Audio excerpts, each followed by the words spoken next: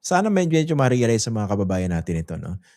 Assuming na 70,000 yung, tinanggap ng itong, Mary Grace Piatos at assuming na totoong tao ito at assuming na ano yan, in the form of medicine, ang iniisip ko bakit walang butal?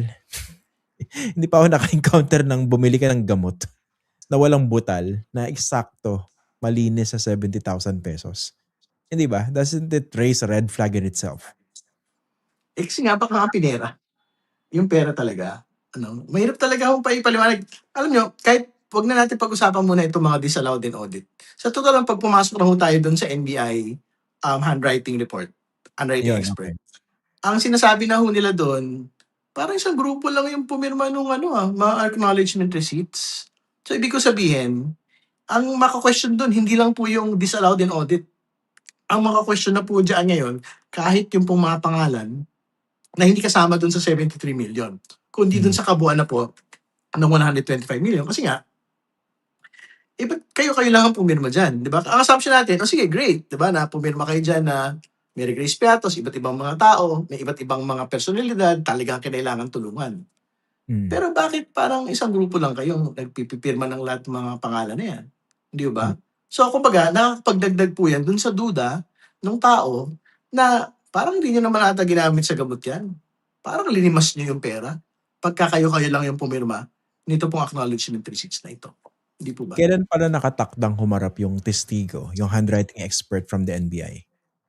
Hopefully pagkatapos po nung mga hostile witnesses na sina Miss, Acosta tsaka si Mr. Fajarda, maisalang na po yung NBI tsaka yung pong, PSA. Kasi yung PSA siyempre dagdag din pong ebidensya yon na never pinanganak, never namatay, never kinasal sa Hmm. Pilipinas yung pong mga nakalista doon po sa, acknowledgement receipts. Okey. Sa resumption ng, trial sa Monday, Tuesday tsaka Wednesday, sa anong araw nakatakda itong sina Gina Acosta tsaka si, Edward Fajardo 'no? Ang, pagtingin ko baka sa Wednesday na maisalang yung one of the Dalawa. hostile witnesses kasi, kakasalang lang po nung, natitirang, COA auditor, eh. Hindi pa tapos yung, direct po nung, auditor po na ito. So, inaasahan namin na baka tumawid na po to cross yung pong, Monday at, dagdag pa on Tuesday and then makapagtanong yung mga senator judges on, the latter part of Tuesday. So, baka Wednesday na po maisalang yung Miss Acosta or Mr. Fajardo. Okey. Dun sa mga hindi familiar dun sa proseso ng, direct examination sa hostile witness 'no, papaano ba ano ba yung inaasahan diyan? Kumbaga ano yan 'di ba, hindi niyo witness yan, eh, pero kailangan niyong ipatawag, to ano, to prove your case. So, papaano yung sistema diyan? Tama. So, yung unang bahagi po nitong, pagsalang po ng mga hostile witnesses ano, ipapakita muna natin sa husgado, sa Senate Impeachment Court na, hindi talaga natin siya witness 'no. Ibig sabihin ipapakita na, talagang, ang kampi niya ay depensa at hindi po para sa prosekusyon. So, tingin ko hindi naman magiging mahirap po yung, pagpresenta, nung, mga, witnesses po na ito bilang hostile witnesses kasi ultimately kailangan tanggapin, eh, ng Hmm. court na, madeklara na ito pong mga taong ito ay mga in fact hostile witnesses. Mm. Okey. Pero papaano kung let's say ano sila, dun sa pagtatanong ng prosecution, unresponsive, evasive, tas puro ano, right against self-incrimination.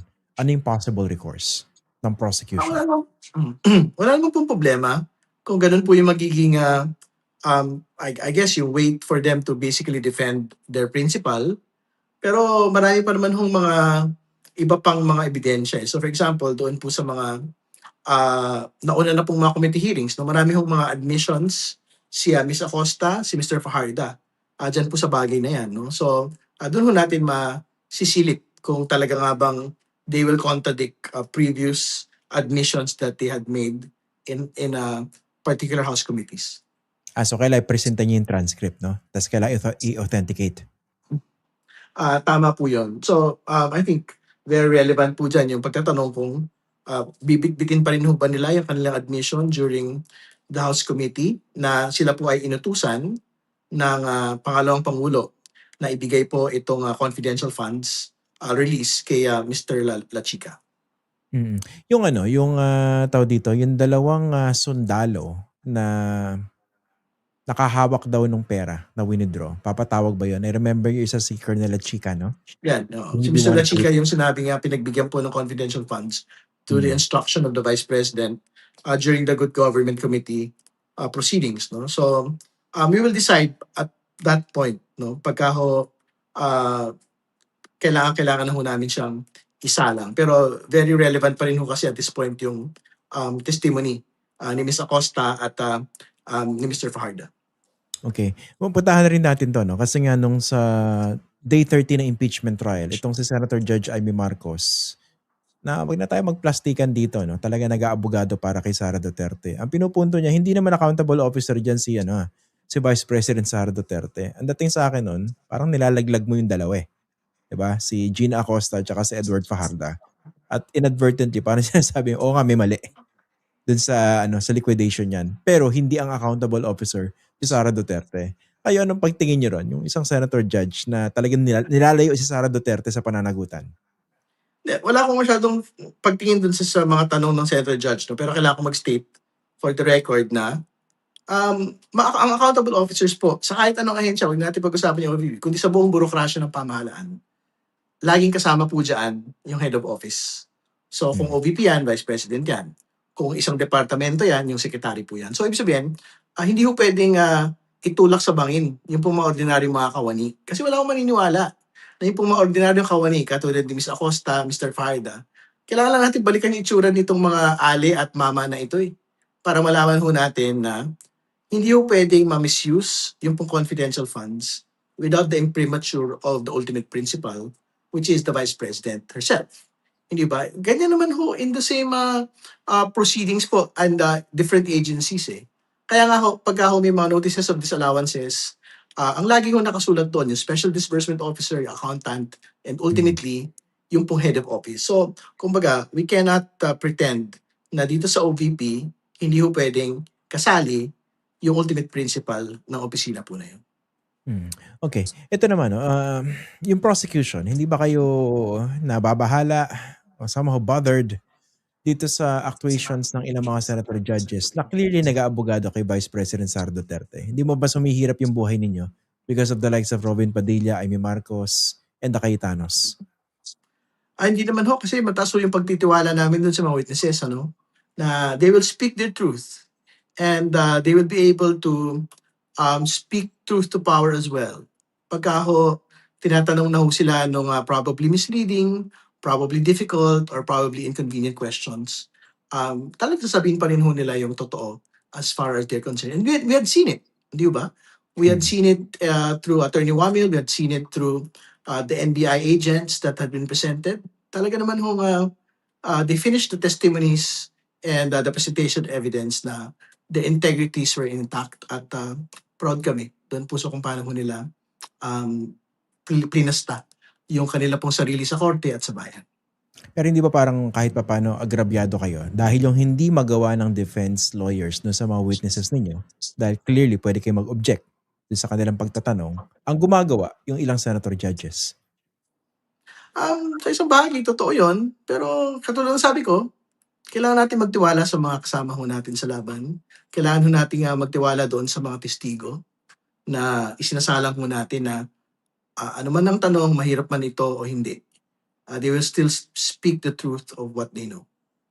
Okay. Ito bilang panghuli, Congressman, ano ba status itong stipulation sana nitong, di ba ang pinag-uusapan na acknowledgement receipts dun lang sa 125 million spent in 11 days in December 2022. More than 800, no? 845 yata.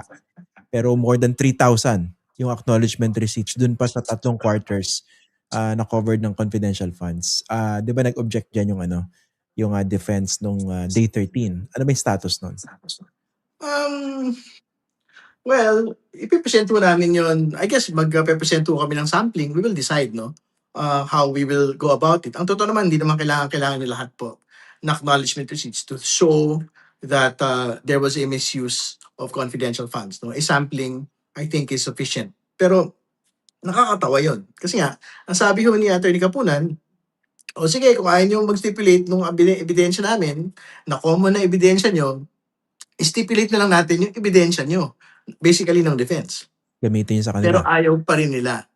Mm. So kumbaga, ano yung dahilan bakit aayawan niyo, ebidensya niyo rin yun, eh, hindi ba? So kumbaga ang dating sa amin nun and dating sa akin nun, parang delaying tactics ho talaga yun. Walang ibang paliwanag para hindian mo yung sarili mong depensa. Kasi supposedly, hindi yung, ebidensya mo ay yung makakapagsalba rin supposedly sa'yo, hindi ba? So I think it should be an evidence that you would really want to be able to place on the record. So as you speak, wala pa ring stipulation sa gano'n? Wala. Kasi siyempre kailangan nilang pumayag ano. So, we will see kung, papaano pa ho yung, pamamaraan. Pero wala naman hong problema.